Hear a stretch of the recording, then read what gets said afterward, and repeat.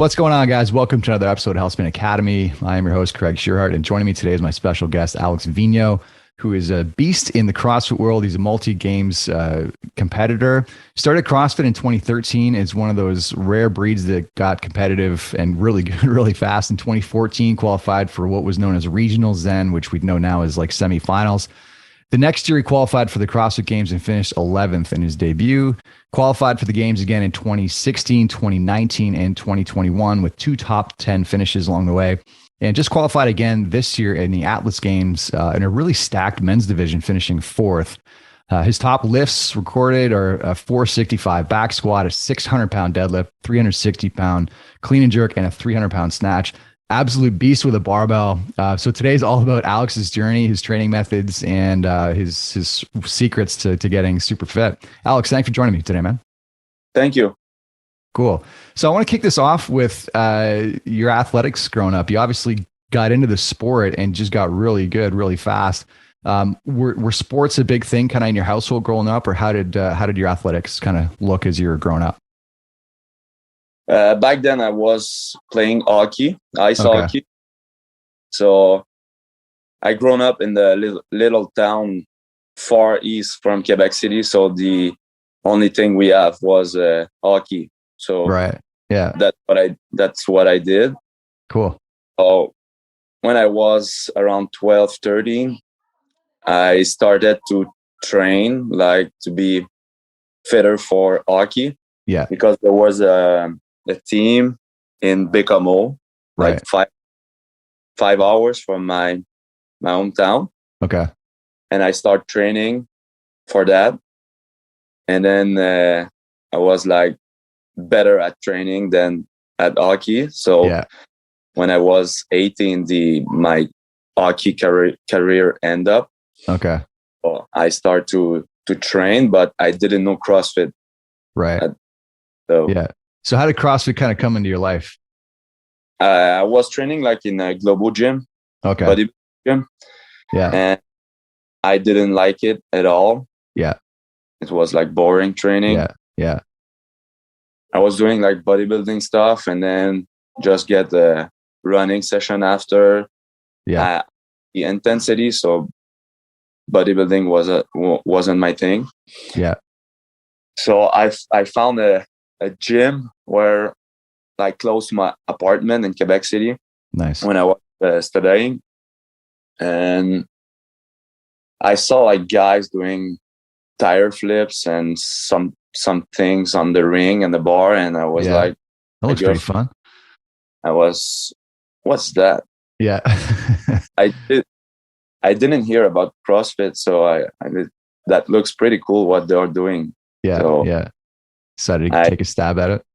I went to that gym, and it was like a specialties gym where like a hockey team training. Yeah. And there was like a gymnastics sections with a turf and some bodybuilding machine, and then a box that I think that was not affiliated at that time. Okay. There was a box. Yeah. And I got a membership there. Yeah. And I pretty like it, my first workout. So yeah, near hooks, and the rest is history. Of like a 400 reps workout. I did my girlfriend, and I fall in love right away. That's awesome. Obviously, it's panned out pretty well for you. So talk me through what a typical day in the life. I want to talk a bit more on your gym in a second, but what did your training volume look like a typical day? Are you doing multi sessions these days? How often do you take time off, downtime? Talk me through some of that stuff. No, it's very, very different than back in the days. Yeah. I was used to do a lot of volume and just train as much as I could to like outwork everyone. Yeah. And wasn't thinking about like efficiency and being smart. Yeah. And long term. Yeah. So right now I'm just turned 30. Yeah. 2 weeks ago. So it's different. I have a full-time job as a police officer. I have a little girl. and priorities change a little. So I have to adjust my training for that. Right. So when I'm working, I have the chance to train on my lunch break. Nice. So when I'm working, I'm doing 12 hours shift. Right. Around an hour to train on the lunch break. So when I'm on day at the job, I'm training like an hour. Yeah. Simple stuff, no like heavy squat cleans, no instant push-up. I'm doing like conditioning and equipment. Yeah. And when I'm off, I'm doing like regular CrossFit training, like 2 sessions with anything in that. So I try to take advantage of these days. That's impressive. You're able to still keep that level of fitness with just an hour a day on those when you're on shift. That's wild. Yeah, crazy. So to take my rest day, like at least one rest day, like I'm not working at the job and I'm not. So yeah. And on a rest day, are you doing any kind of active recovery, like mobility work? Or are you just taking it completely easy?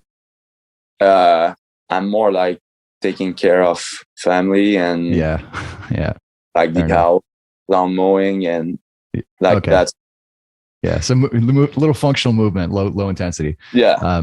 Awesome. I've been checking out your barn gym. That looks super sweet. Did you put that most of that together yourself?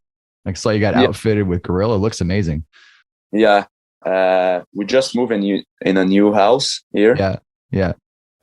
When I moved here in Sept-Îles, I bought a house where I built a garage by myself because labor costs are super high. Yeah, true. So back then I was studying in civil engineering, so I have the skills to. Nice to have that background. Yeah, build something.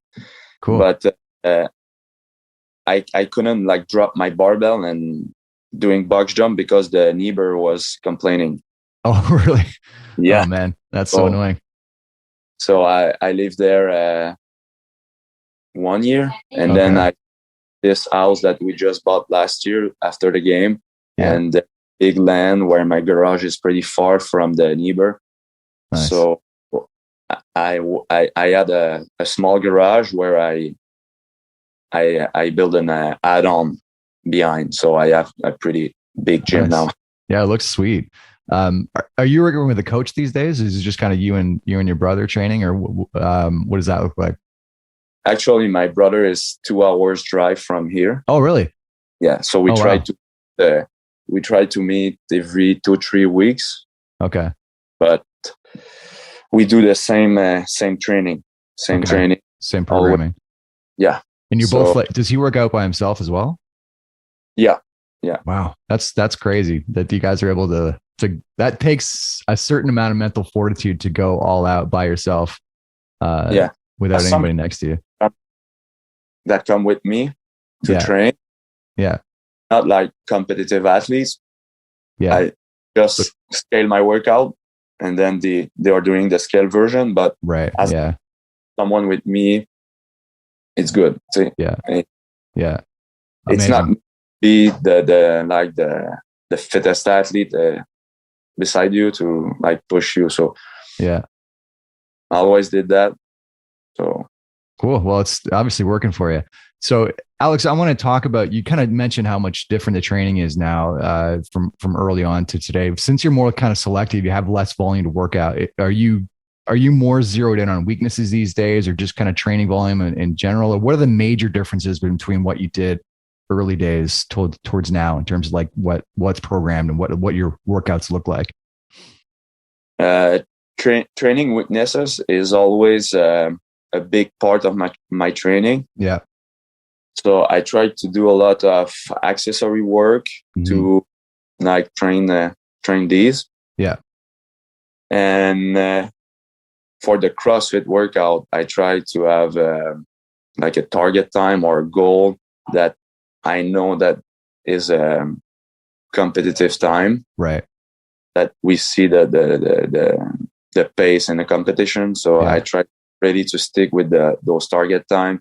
So when I start to like fall off those pace, I adjust my training and like rest a little more, focus on to hit those targets. Awesome. Very cool. I want to chat a little bit about the nutrition piece. Do you work with a nutrition coach? Have you measured your stuff in the past? Are you measuring your macros? How dialed in are you with your nutrition piece these days? This is my coach's girlfriend. She's a nutritionist. Oh, nice. So I work with her for 2 years now. Okay. I saw difference. I try to focus more on quality stuff than macro. Yeah. I just like need to eat enough food. Yeah. It's a big thing for me. I can train like without eat anything. Yeah. You got to force yourself to get it down sometimes. Yeah. And are carbs your main source of fuel then? Yeah. More so than fats. Carbs. Yeah, fair enough. Awesome. Let's talk through the mobility piece. You mentioned turning 30, and I guess to considering the amount of young kids that are coming in, that's like almost ancient in the CrossFit Games. What does your mobility routine look like? Are you doing mobility every day? Is that kind of built into your warm up? Do you have a set program that you follow? Or are you kind of doing that on the fly? What does your mobility recovery routine look like? I do a lot because I'm always sitting in the car. Yeah. At the job. So my hip flexor and like just always tight. So I need, after the shift, I come home and like stretch for maybe 30 minutes. Yeah. And then I do a lot of pre-ab stuff. So I'm not like always stretching, but I'm always working on the core stuff and make sure I'm good to go and not hurting my back. Yeah, sure enough. Awesome. I want to talk a little bit about the mental piece. Is that something you give a lot of attention to? I know like in the sport, there is kind of mental strategy and like a lot of athletes will do like visualization or mantras or that kind of stuff. What do things look like mentally for you leading up to a competition? It depends. If we are in the open quarterfinals, I'm not like too focused on that. Yeah. I'm just going through the motions, just kind of the weekend. Yeah. But when the season is at the semifinals training or games training, the finals training are pretty stressful for me because I cannot peak at the quarterfinals, at the semifinals, and then at the game with my life. Yeah. Stuff to be like full ready for the semifinals and then full ready for the game. So I try to be like just okay for the semifinals and then peak in July, August. Yeah. Yeah. So I do a lot of visualization, but I think it's more stressful now. So I do more of that. Yeah. But right now I'm qualified. So a part of my goal is reached. Yeah. But now I'm just like all out for the game. It's my time. Yeah. Fair enough. So the format's changed quite a bit over the years, and they've kind of gone back and forth. And there's mixed feelings, I'm sure, there's a business piece to it. What are your thoughts on the current structure where it's, open, quarters, semis, games, and then there's kind of some stuff like Dubai and Rogue on the side? Are you a fan of that? Do you like the original kind of regionals straight into the games, or what are your thoughts there? I think the new format is pretty good. Yeah. They are working on it now. So there's a small things that could be changed. Yeah. But I like the format that we are doing, just 3 weeks of open. Yeah. And the quarterfinals, we saw like more complex movement like GHD, rope climbs and stuff like that. So I think it's a good thing. Yeah. And for the semifinals, I really liked that every workout was the same for everyone in the world. So right now, if a programming at a certain semifinal was better for you, that you could qualify. Yeah. I think we should do the same thing over the world, just to be sure that we got tested on the same workouts. Yeah. I think I think that would, it does kind of create an even playing field. I guess the issue is then if you have different weekends, then people have more time to prepare. Maybe that's why they're mixing it up and keeping it specific to each competition. Yeah. It's always a juggling act, I guess, right? But it seems like they are heading in the right direction at least. Yeah. There's been a little turnover with people, and obviously Castro was doing all this programming, and then he was just let go out of the blue. And it seems like the languaging at CrossFit is like the programming is more collaborative now, and there's a lot of more voices involved with it, which I think is a great thing. What are your thoughts on Castro coming back into the fold? I think it's a good thing. Castro was one of the first to like be at the game and program. Yeah, I think it's a good thing too that there's more than one person to do the programming. Yeah, I agree. Like a comedy. So yeah, I think it's a good. But I thought it was on the affiliate side of the business now. Yeah, I think that seems like it. I had no idea really till all this came out, but he's really heavily involved with the affiliate side of things, which I think is awesome. Cool. But he is a OG. Yeah, it's true. Yeah. It's been weird, like not having him announce the open workout, stuff like that, just that we've been used to since the early days. So how does the training change between now and the games? Are you doing like kind of more odd object work and stuff or outdoor swimming? Are you trying to get any open water swimming in between now and the games? What are the major changes in training X's and O's between now and when the games come up? Yeah. I don't want to focus too much on like you don't train for the unknown to the unknown at every training session. Mm-hmm. I mean, you have to be ready for anything, but your needs to be like at the top. Mm-hmm. So I'm doing like every week we're doing like odd object or things we don't do during the years. Mm-hmm. I'm doing more swimming now. Yeah. But with the job, I have to choose between. Yeah, that's tough. And being a dad, you got a lot of things to juggle. Prioritize. I cannot do everything. So. Yeah. Is most of your swimming in pools? Or are you trying to get some lake stuff in, or what's the? Both. Is that like both? Yeah. Fair enough. Yeah. Hopefully the weather warms up so it's a little more comfortable swimming outside these days. Awesome. Well, Alex, I really appreciate the time. This has been a super, super awesome chat. What's the best place for people to follow your content? Instagram? Yeah, Instagram. Okay, awesome. We'll link to that in the show notes. Much appreciated. Best of luck with the rest of the season. We'll be cheering for you in Madison. Thank you. Cheers. All right. Thanks for doing this episode of Healthspan Academy, guys, and we'll see you next time. Hey, what's up, guys? Thanks for tuning in today. Hope you enjoyed the episode. Thank you so much for supporting this channel. This has been a fun project. We're growing in viewership every single week, and we obviously couldn't do that without you. So thank you for continuing to tune in. I really hope you're getting value out of the programming and the content. Just wanted to give you a heads up. I've been working on a book on health and longevity the last couple of years, been collaborating with my colleague, Dr. Dan Vitale, who's an expert in the field as well.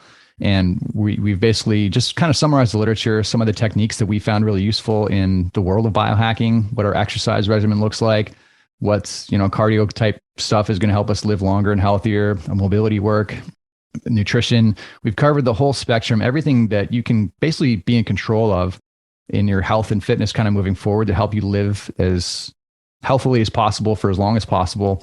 And it's available free for download. So if you click on the YouTube banner, you'll see a link to download the blueprint. It's also on our Instagram profile or on the website. You can click on 5pillarmethod.com/optimize to get your free copy of the book. And I hope you enjoy it. Hope you're keeping well. Thanks again for tuning in, and we'll see you next time.